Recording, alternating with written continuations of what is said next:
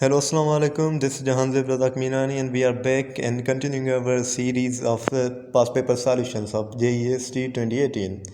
हमने पहले भी कुछ क्वेश्चंस कवर किए थे, अब दूसरे क्वेश्चन हम कवर करेंगे। उनमें से 22nd जो क्वेश्चन है मैथ सेक्शन से वो ये क्वेश्चन है, तो हम कोशिश करेंगे उसको सॉल्व करें।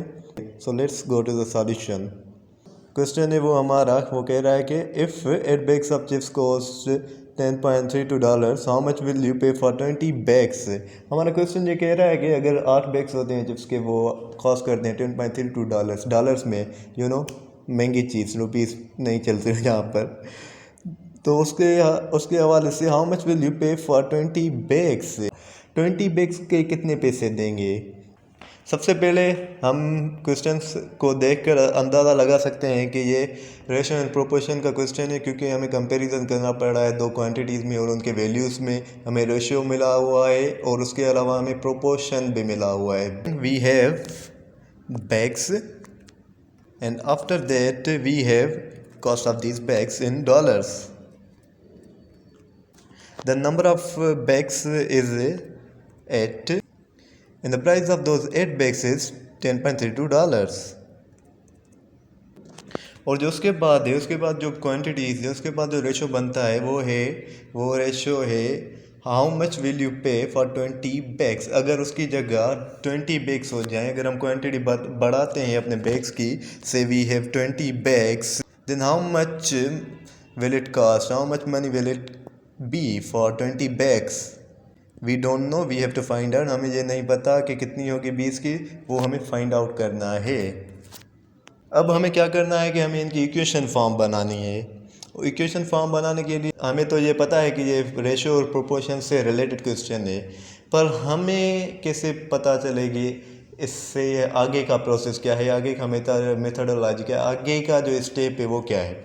उसको जानने के लिए हमारे पास दो टर्म्स इस्तेमाल होते हैं यहाँ रेशो और प्रोपोर्शन के क्वेश्चंस के सॉल्यूशन में। एक होता है डायरेक्ट और दूसरा होता है इनडायरेक्ट। डायरेक्ट में क्या होता है कि अगर एक जगह पर कोई वैल्यू बढ़ता है, तो अगर दूसरा जो कंपैरिजन करते हैं, दूसरा उसका हम प्रोपोर्शन बनाते हैं, प्रोपोर्शन की दूसरी जगह हम देखते हैं, तो वहाँ पर भी उसका जो वैल्यू होता है बढ़ता है। Let's say we have this example. एक आदमी है, वो एक दिन में 2 लीटर पानी कंज्यूम करता है। अगर 2 आदमी होंगे तो वो कितना लीटर कंज्यूम करेंगे वाटर। तो हमें पता है कि अगर 2 आदमी होंगे, तो अगर एक आदमी है जो 2 लीटर कंज्यूम कर रहा है, तो 2 आदमी होंगे तो कितने लीटर्स कंज्यूम करेंगे, 4 लीटर्स ऑफ वाटर। तो हमें इससे अंदाज़ा लग जाता है कि वहाँ से 1 से 2 हो गए और 2 से 4 हो गए। तो ये क्या हो गया, डायरेक्ट प्रोपोर्शन हो गया। और उसके अलावा इनडायरेक्ट प्रोपोर्शन होता है। इनडायरेक्ट प्रोपोर्शन में क्या होता है कि एक क्वांटिटी बढ़ती है तो दूसरी कम होती है। हम वहाँ पर बात नहीं करेंगे, हम अपने सॉल्यूशन की तरफ आएंगे, डायरेक्ट प्रोपोर्शन की तरफ, क्योंकि हमारा जो प्रॉब्लम है वो भी यहाँ पर डायरेक्ट में है। वो कैसे है, अगर हम देखते हैं कि 8 बैग्स की जो प्राइस है वो है $10.32, ठीक। और अगर उसकी जगह 20 बैग्स हो तो क्या होगा। अब हम थोड़ा कॉमन सेंस यूज़ करेंगे।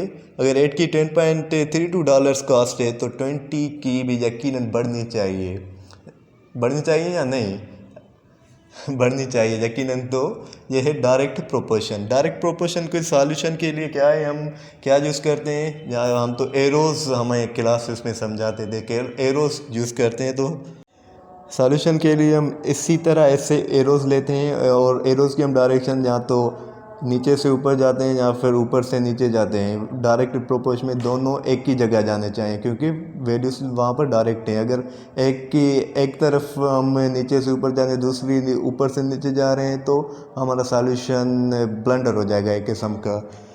इसलिए डायरेक्ट प्रोपोर्शन में कोई भी अगर डायरेक्ट प्रोपोर्शन हो, तो हमेशा ये चीज़ जहन में रखनी चाहिए कि हमारे जो वैल्यूज़ होंगे, उनकी जो हम इमेजनरी एरो बनाते हैं, उसको नीचे से ऊपर जाना चाहिए दोनों को, या फिर दोनों को ही ऊपर से नीचे। तो let's come to the solution. हम जाते हैं, हमने जो एरोज़ बना दिए हैं, अब एरोज़ के लिए कुछ तो करना पड़ेगा। तो हम नीचे से ऊपर जाएंगे इसके सॉल्यूशन के लिए। Let's say we are going from 20, and उसके बाद हम रेशो और प्रोपोर्शन के क्वेश्चन सॉल्व कर रहे हैं, तो प्रोबेबली हम वही साइंस ही यूज़ करेंगे। तो 20:8। और उसके बाद अगर दो वैल्यूज़ का कंपैरिजन हो जाए, रेशो हो जाए, तो उसके बाद हमारी साइन जो आती है वो इक्वल की आती है या फिर प्रोपोर्शन की साइन आती है। तो हम यहाँ पर वही यूज़ करेंगे इक्वल की साइन। और उसके बाद वही process from down to up, we have a Y starting from Y and very same process ratio we have $10.32। ये हमारी इक्वेशन बन गई, हमारे लिए अब ईजी हो गया। हमें ये तो रूल पता है कि एक्सट्रीम एक्सट्रीम से जैसे होते कि हैं 20 और मीन से 10.32 होते हैं। आउटर वाले नंबर अब हैं। एक्सट्रीम कौन से हैं? एक्सट्रीम जो बिल्कुल आउटर की तरफ होते तो वो हो गए एक्सट्रीम, वो that will B multiplied with one another. और उसके बाद जो मिडिल वाले होते हैं, मीन होते हैं, that will be multiply with each other and between them we will use equation sign. Extreme we have 20 into 10.32 10.32। और उसके बाद जो हमारी साइन यूज़ इक्वेशन वाली साइन यूज़ होगी इक्वल की, इक्वल साइन। और उसके बाद हमारे मीन्स जो होंगे, मीन्स में जो मिडिल वैल्यूज़ है वही हम यूज़ करेंगे, जो हैं 8 मल्टीप्लाइड बाय वाई। हम सॉल्यूशन की तरफ आते हैं। Let's say 20 into 10.32 20 into 10.32 equals to 206.4। Sign of equality remaining same 8y। क्योंकि हमें y का वैल्यू चाहिए तो हम क्या करेंगे, जो इक्वेशंस को कुछ रीअरेंज करेंगे, जैसे कि 8y के साथ मल्टीप्लाई होगा, इक्वेशन की दूसरी साइड चला जाएगा तो डिवाइड हो जाएगा। So we have to divide 206.4 by 8. Y equals to 206.4 divided by 8। अगर हम इसको डिवाइड करेंगे तो हमारा जो वैल्यू आता है वो आता है 25.8। 25.8 and the value of y is 25.8।